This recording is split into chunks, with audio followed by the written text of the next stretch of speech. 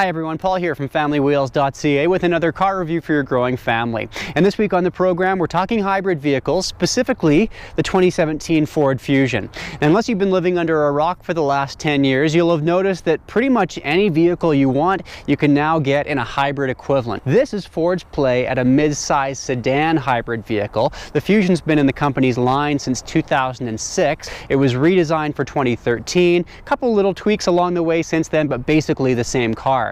It's based on that same CD4 platform from Ford that we had on that Lincoln MKZ a couple of weeks back on the program. Loved the way that car drove. It was very smooth, but also very sporty with a 3-liter turbocharged engine on board. I don't expect this will be quite as exciting. That's generally one of the issues with hybrid vehicles. They're just a little bit dull, but Ford's saying you should see about 5.5 liters per 100 kilometers, whether you're driving on the highway or in the city. That's the plus. So let's see how this thing does in terms of performance, in terms of efficiency, and in terms of just general family life, all this week here on Family Wheels.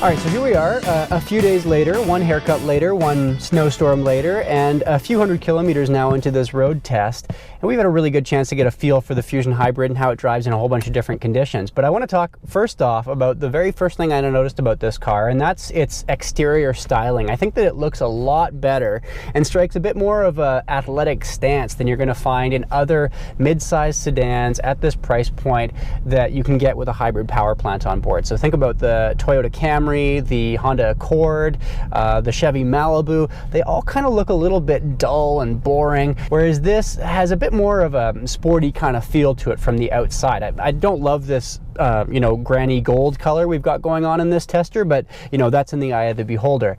The next thing that I noticed once I stepped inside was that it's not a particularly luxurious interior in here, but the good news here is that you can now get into one of these cars for under $29,000 pre-tax. Hybrid vehicles have gotten a lot cheaper over the last few years. It means that they're a much more mainstream choice, and it's something that people are actually considering a lot more now when they're shopping around for a car. Then when you want to start to look at higher level trims, I mean, this titanium trim that we're in here today comes in at just under 35 grand. We've got a pretty good kit here, including sunroof, leather seating surfaces, heated and cooled front seats. We have some clever tech in terms of adaptive cruise control, lane keeping assist, that kind of technology as well. And new for 2017, if you really want to try and up the ante and give yourself a little bit more in terms of luxury refinement, there's the platinum trim as well. So that gives you higher quality leather seating surfaces and some higher quality finishes throughout the interior. I will say that there are a lot of cheap plastics here in this cabin, even in the titanium trim. It just doesn't feel like it's particularly high-end in a lot of places. If you do really want to splash out and get a bit more of a luxurious feel, you could also consider looking at that Lincoln MKZ that I was talking about earlier with the hybrid system on board, because at the end of the day, it's the same platform, the same hybrid system, the same continuously variable transmission, just dressed up a bit more to go to the opera, if you know what I mean. All right, so initial impressions aside though, I want to get right to how this car does in terms of fuel efficiency, because that's the main reason why anyone's buying a hybrid system after all. So over a week of driving here on a mix of highway and city roads, we have averaged exactly what Ford suggests we should, which is 5.6 liters per 100 kilometers. That's really good for a mid-sized sedan of this size. However, not quite as good as that Toyota Prius, the latest generation that we tested earlier on this year at 4.6 liters per 100 kilometers. One thing I will talk about with this car is that, as you can see, we're getting into chillier fall days at this point. We've got some snow on the ground, and that when I get into this car first thing in the morning, it's much less keen to run exclusively on its electrical systems. Instead, the gas engine does fire up, and I have seen some pretty poor fuel efficiency numbers first thing in the morning when this car is running cold. Later on in the day, when it's warmed up a little bit and I'm on my way back from work on my drive home, it's much more willing to run in that Eevee mode, which is obviously going to give you much better fuel efficiency. Now when that gasoline engine does kick in, like I'm just about to pass someone here, ooh, It's rather noisy. It's because it's just a small 2-liter engine. So if you're, say, going up a hill, passing someone, trying to get off of the line in a hurry, it kind of revs in this really aggressive, kind of nails on a chalkboard kind of way. I don't love it. It's not a particularly exciting drive. Let me put it this way. If you're planning a bank robbery, the Fusion Hybrid, probably not the getaway vehicle of choice, but it does handle really nicely. Ford does a nice job with its suspension. It means that whether you're on bumpy roads, smooth roads, windy roads, you're going to have good handling in this car, and that's despite the fact that it's still a fair bit heavier than the typical Fusion with all those batteries hanging out in the trunk. Now, since this is a hybrid vehicle, I thought that it might have a pretty quiet ride. And it's not bad here in the city, but on the highway at 100 kilometers an hour on the same stretch of road that we always test our vehicles on, our decibel reader test hits 69 decibels, which puts it way up on the high end of all the vehicles that we've tested, and certainly makes it a lot louder than that Lincoln MKZ that we were in a couple of weeks ago.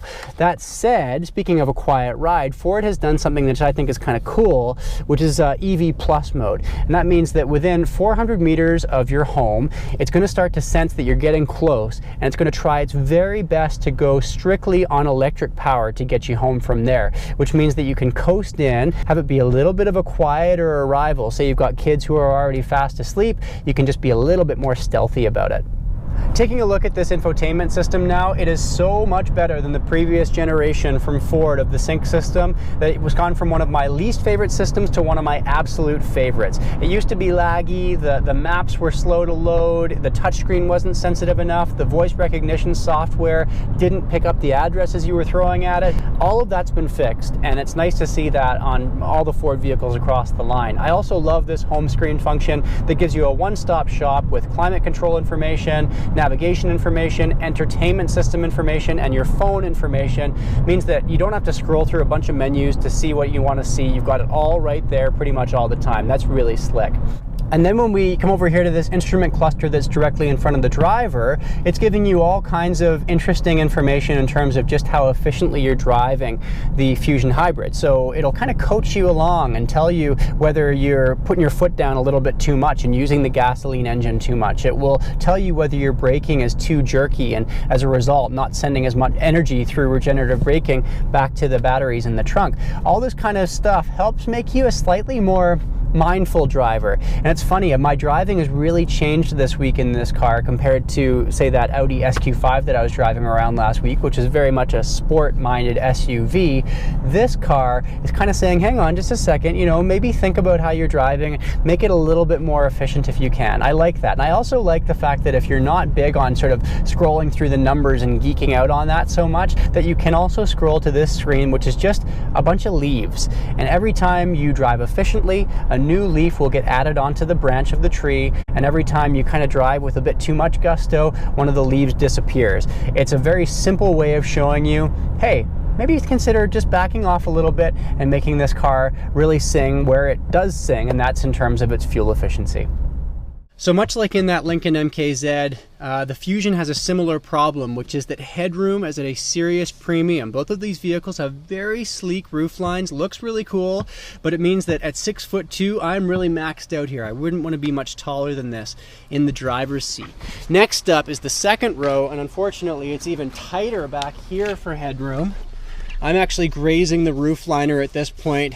It would be a pretty uncomfortable ride if I was back here for a long stretch. Legroom, meanwhile, isn't bad. Certainly, I've seen mid-sized sedans that are better, but I've seen a lot of sedans and SUVs that are worse than this as well. One thing that I don't particularly like here in the second row is even on this titanium trim, which is one of the higher level trims, we've got a lot of cheap plastics here in the Fusion. Now let's talk about the trunk space here on this vehicle, because Ford has decided to put the battery packs for the hybrid system in the trunk, which means that you're actually losing a fair bit of trunk space here. You can see with our standardized trunk test, it doesn't fit particularly well because we've kind of got this ledge back here, which means the stroller has to sit up on the ledge. We've got a backpack down here, soccer ball, diaper bag, couple of bags of groceries. The conventional Fusion has a trunk capacity of 453 liters. This is just 339 liters. And when you compare that to, say, the Toyota Prius, which is a little bit more sort of a hatchback, almost wagon style, that has almost 700 liters, so over twice as much trunk capacity as we're looking at here. Now, when we look at our rear-facing car seat test, we've got it in place, and I was really impressed with what we saw in the MKZ. I expect it to be the same situation here. And yeah, according to this, we've got about 11 inches of legroom. According to our tape measure, means that legroom, total non-issue. But again, tall passengers are going to find they're a little bit squeezed in terms of headroom. Well, don't let the rather sporty stance on the exterior in this Ford Fusion Hybrid fool you. Once you put your foot down, this is not a particularly exhilarating drive, but that's not why we buy cars like this. We buy them because we're trying to squeeze every last bit of fuel efficiency out of what we're zipping around in. And that's sort of where I've had my fun this week in this vehicle, using these menus in front of me to try and squeeze out as best fuel economy as I possibly could. That said, I do think that there are other hybrid vehicles out there that are better for families, give you better trunk capacity, give you second row comfort that's a little bit better as well. But if you're looking for a mid-size sedan, which kind of has a bit of a cooler look than some of the more dull hybrid options that are out there, then this is certainly worth a look, and some great starting prices now as well in this Ford Fusion Hybrid. Let me know what your thoughts are below. You can leave a comment. You can also subscribe while you're at it. Bounce over to familywheels.ca after that to check out our report card on this vehicle. And then next week on the program, we're going to be in the Subaru Outback. There's a family-friendly car for you. We've had a ton of requests for that vehicle, so make sure to check that one out in about 7 days. Until then, have a great week.